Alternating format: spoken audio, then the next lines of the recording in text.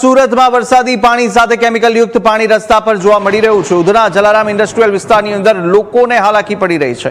વરસાદી પાણી સાથે લાલ રંગનું આ કેમિકલ યુક્ત પાણી બહાર આવ્યું અને રસ્તાઓ પર કેમિકલ યુક્ત પાણી ફરી વળવાને સાથે લોકોમાં ચિંતા વધી રહી છે।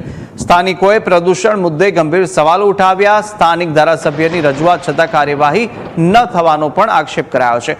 જીપીસીબી અને પાલિકાની કામગીરી સામે રોષ જોવા મળ્યો છે।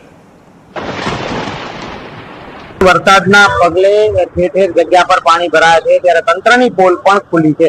અત્યારે હાલ આ સીધા દ્રશ્ય જોઈ શકો છો કે સુરતના જે કહી શકાય કે ઉધના વિસ્તારમાં જલારામ ઇન્ડસ્ટ્રીયલ વિસ્તારના જે દ્રશ્ય છે કે જ્યાંથી જે ઇન્ડસ્ટ્રીયલ વિસ્તારમાંથી કેમિકલ વાળું પાણી છે તે રસ્તા પરથી ફરી વળી રહ્યું છે।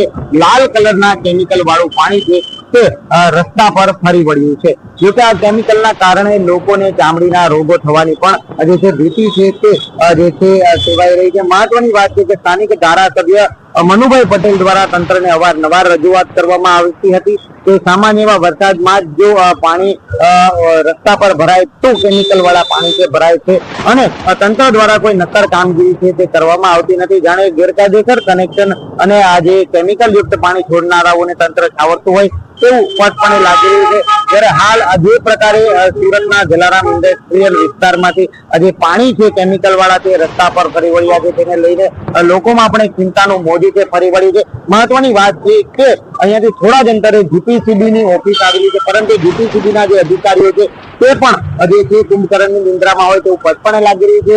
આજે ઇન્ડસ્ટ્રીયલ ધારકોએ ગેરકાયદેસર ડ્રેનેજ કનેક્શનો પાલિકાની ડ્રેનેજ સિસ્ટમમાં જોડ્યા હોવાના કારણે કેમિકલ વાળું પાણી છે તે ડેમેજમાં જઈ રહ્યું છે અને હાલ આ કેમિકલ વાળું પાણી રસ્તા પરથી જે છે તે ભરાયું હોવાના કારણે લોકોને પણ ચામડી સહિતના રોગો થવાની ભીતિ છે। ત્યારે ધારાસભ્ય મનુ પટેલ છે અવારનવાર તંત્રને રજૂઆત કરી હતી કે છતાં પણ અધિકારીઓ છે તે કોઈ કામ કરવાનું નામ ન લેતા હોય તેવું સ્પષ્ટપણે દેખાઈ રહ્યું છે।